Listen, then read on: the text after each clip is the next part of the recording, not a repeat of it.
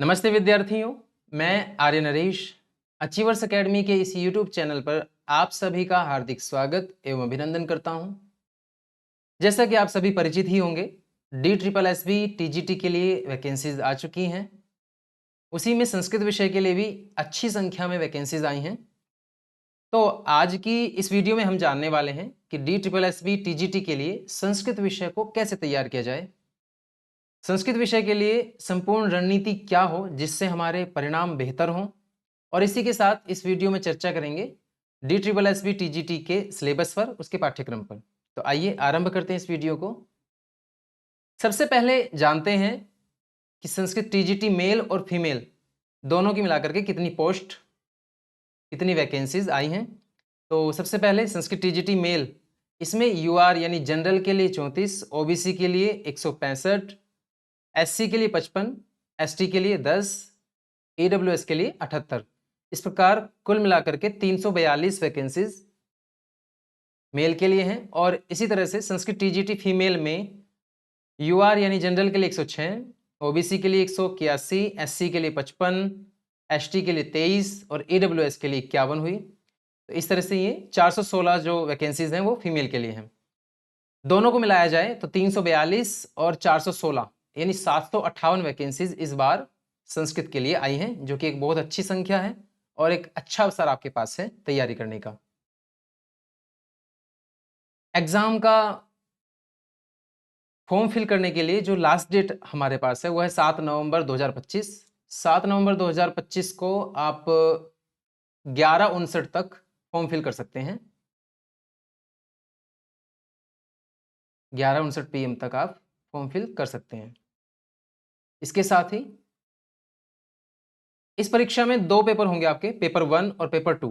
Paper 1 जो कि general paper होता है, ये भी 100 मार्क्स का है, और पेपर 2 ये भी 100 मार्क्स का होता है संस्कृत का।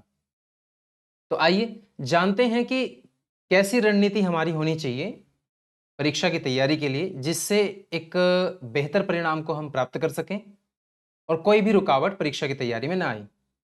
तो किसी भी परीक्षा की तैयारी जब हम करते हैं तो कुछ चीज़ों का बहुत ध्यान रखना होता है। उसमें सबसे पहले तो विद्यार्थी अक्सर क्या गड़बड़ करते हैं, परिश्रम तो बहुत होता है विद्यार्थियों का परीक्षा की तैयारी में, लेकिन परिश्रम गलत दिशा में होता रहता है और विद्यार्थियों को अक्सर पता भी नहीं होता। और वही परिश्रम तो किया गया लेकिन गलत दिशा में हुआ, इसलिए सफल नहीं हो पाया, तो बाद में फिर उसका पछतावा होता है।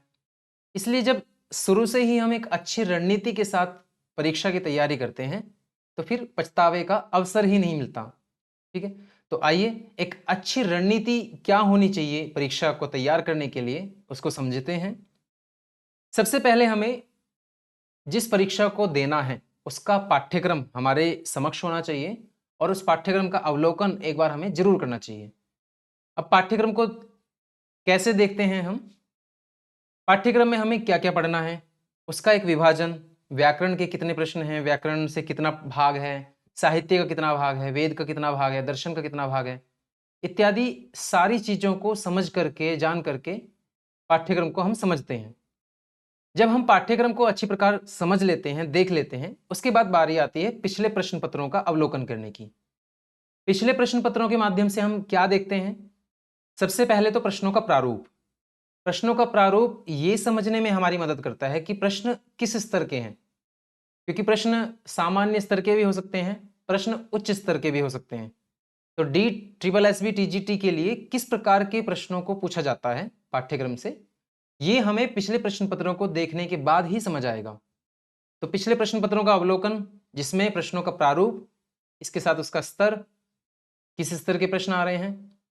तो जैसे पिछले वर्ष के प्रश्न पत्रों को मैंने देखा तो उसमें मध्यम स्तर लगभग आता है, ठीक है, बहुत उच्च स्तर के प्रश्न नहीं पूछे जाते। इसी प्रकार वहां पर विषय अनुसार संख्या भी हमें देखनी होती है ताकि हम परीक्षा को अच्छी तरह से तैयार कर सकें विषयानुसार। विषयानुसार मेरा कहने का तात्पर्य यही है कि व्याकरण से कितने प्रश्न व्याकरण से हैं, कितने साहित्य से हैं, इन सभी चीजों को समझ लेना। जब हम ये सारी चीजें समझ लेते हैं उसके बाद बारी आती है मूल पुस्तकों के अध्ययन की।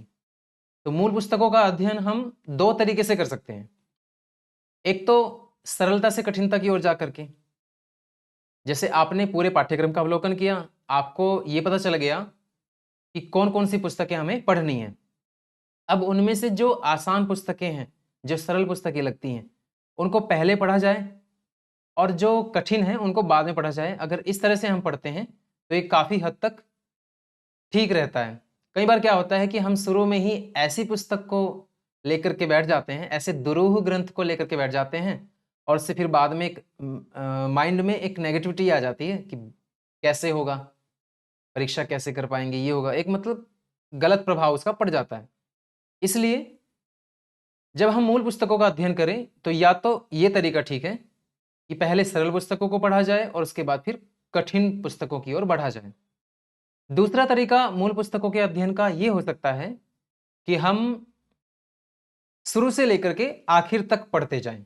यानी पाठ्यक्रम में शुरू का जो भी एक पहली यूनिट है, पहली यूनिट से लेकर के अंत तक, आद्योपांत जिसको बोलते हैं, वैसे हम पढ़ना शुरू करें।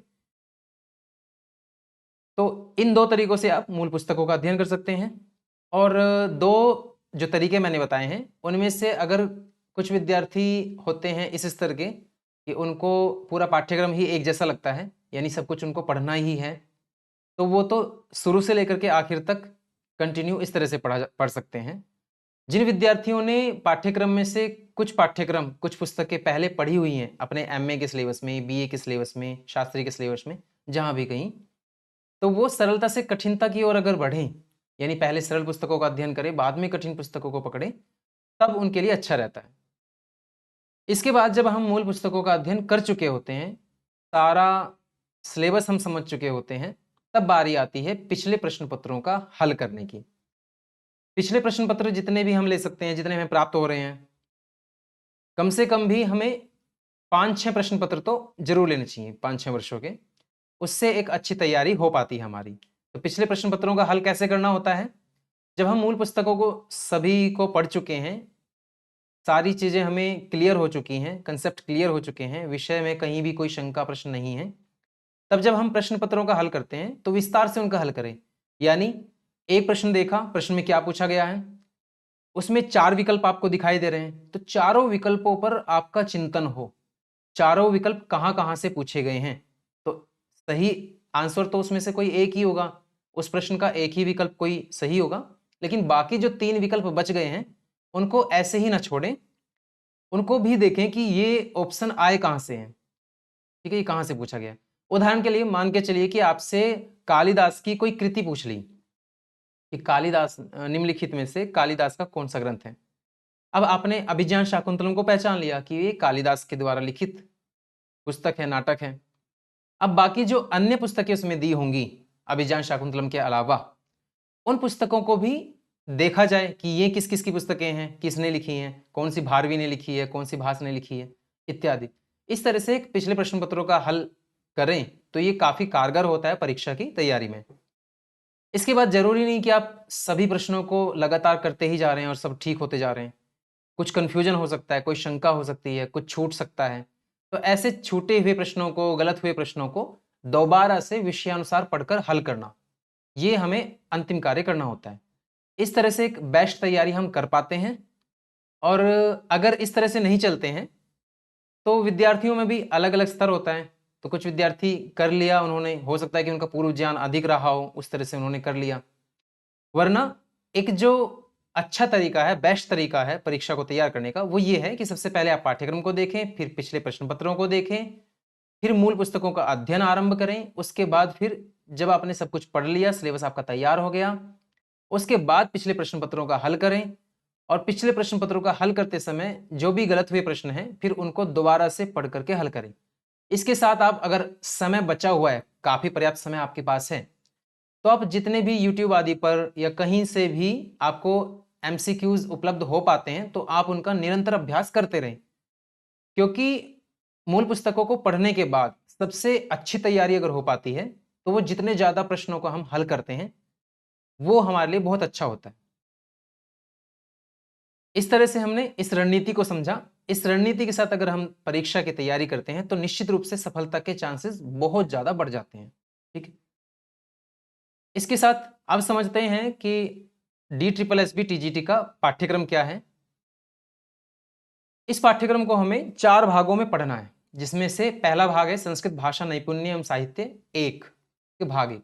इसमें क्या है, आपको संस्कृत व्याकरण, अनुवाद, काव्यांश और गद्यांश, ये 4 यूनिट हैं। इन 4 यूनिट में जो पाठ्यक्रम का भाग है, सबसे पहले संस्कृत व्याकरण में शब्दरूप। शब्दरूपों में आपको पढ़ना है राम, हरि, गुरु, पितृ, रमा, मति, नदी, धेनु, वधु, मातृ, गृहवारी, मधु, गो, भगवत, जगत, आत्मन इत्यादि, ये सारे शब्दरूप जो आपके स्क्रीन पर हैं, समक्ष हैं। तो लगभग आप देखेंगे इसमें अकारांत, इकारांत, उकारांत, स्त्रीलिंग, नपुंसकलिंग, पुल्लिंग सब पूछ लिए हैं। ठीक है, जो जो मुख्य मुख्य शब्दरूप थे आपको सभी याद करने हैं, उनको समझना है। इसके बाद धातु रूप हैं, जो कि लट लकार, लंग लकार, लिट लकार, लोट लकार और विधिलिंग लकार, इन 5 लकारों में आपको धातु रूप तैयार करने हैं। धातु रूपों में है पट, पच, भू, क्री, अस, अद, हन, दिव, तन, तुद, सु, रुद, क्री, चुर और सेव। लगभग 10 गणों की धातुएं इसमें मुख्य मुख्य आ गई हैं। इसके बाद संख्यावाची शब्द आपको पढ़ने हैं 1 से 100 तक। ये तो कोई कठिन कार्य नहीं है। इसके बाद अनुवाद में आपको करना है लघु वाक्य रचना। अभी आपने जो शब्द रूप और धातु रूपों को देखा और संख्यावाची शब्दों को पढ़ लिया, इन्हीं शब्द रूपों, धातु रूपों और संख्यावाची शब्दों के आधार पर, उन्हीं के प्रयोगों पर आधारित लघु वाक्य रचनाओं से आपको अनुवाद करना होगा। इसके बाद जो तीसरी यूनिट थी काव्यांश की, काव्यांश में आपको लगे हैं 2 पुस्तकें, एक हितोपदेश और एक रघुवंश। हितोपदेश में प्रास्ताविक अध्याय से 25 पद्य, पहले 25 पद्य आपको पढ़ने हैं। ऐसे ही रघुवंशम में प्रथम सर्ग के 1 से लेकर के 25, यानी पहले 25 पद्य इसमें भी पढ़ने हैं।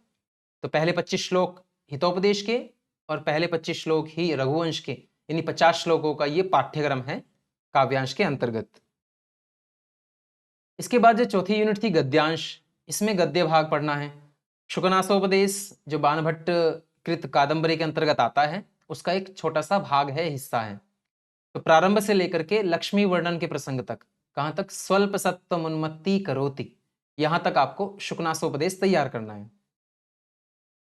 इसके बाद जो दूसरा भाग था इसका, संस्कृत भाषा नैपुण्य एवं नाटक भाग 2, ये इसमें क्या है, आपको व्याकरण, भाषा प्रयोग और नाट्यांश। संस्कृत व्याकरण में आपको यहां पढ़ना है कारक परिचय 7 विभक्तियों में।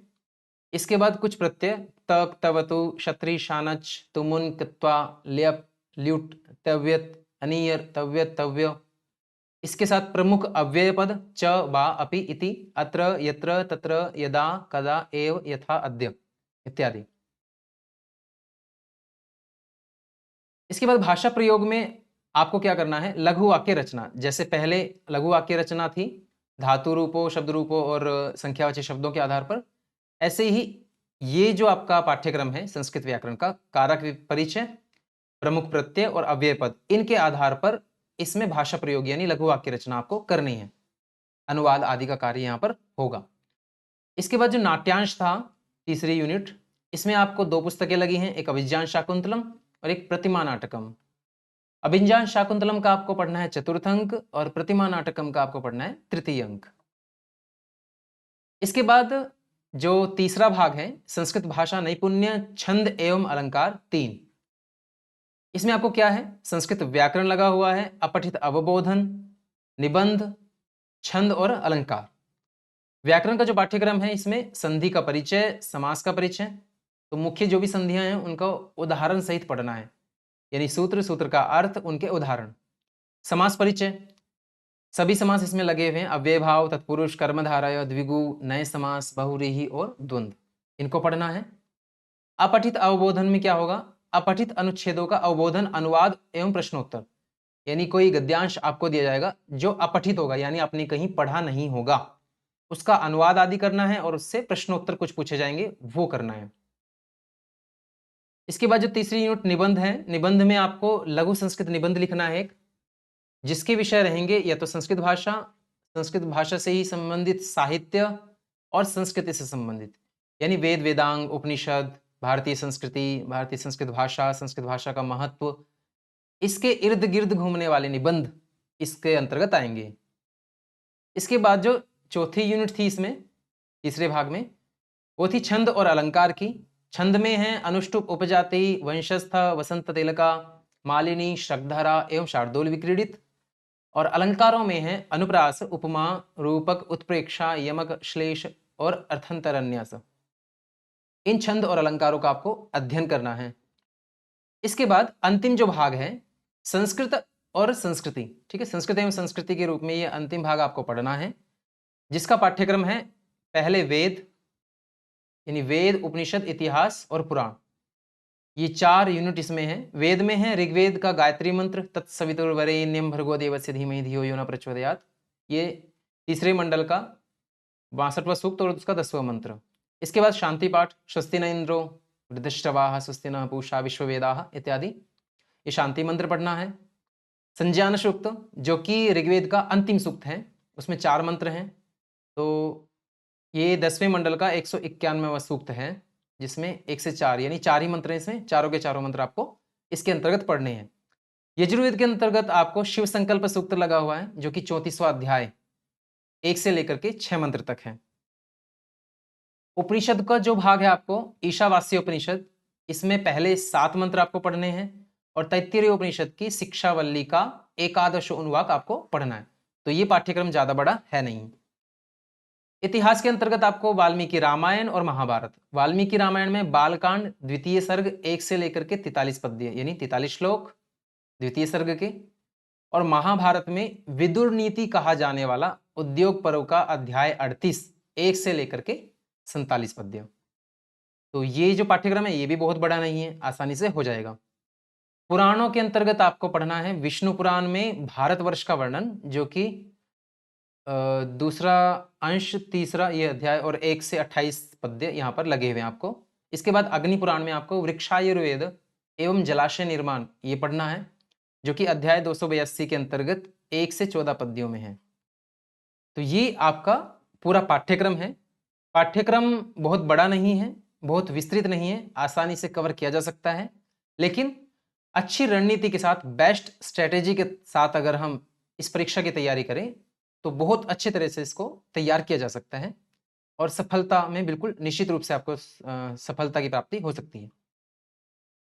इस तरह से हमने रणनीति को समझा, पूरे पाठ्यक्रम को देखा, और इस आधार पर अब हम DSSB TGT की परीक्षा की तैयारी करने के लिए सुनिश्चित, ठीक है, अच्छी तरीके से, सुनियोजित तरीके से हम तैयारी कर सकते हैं।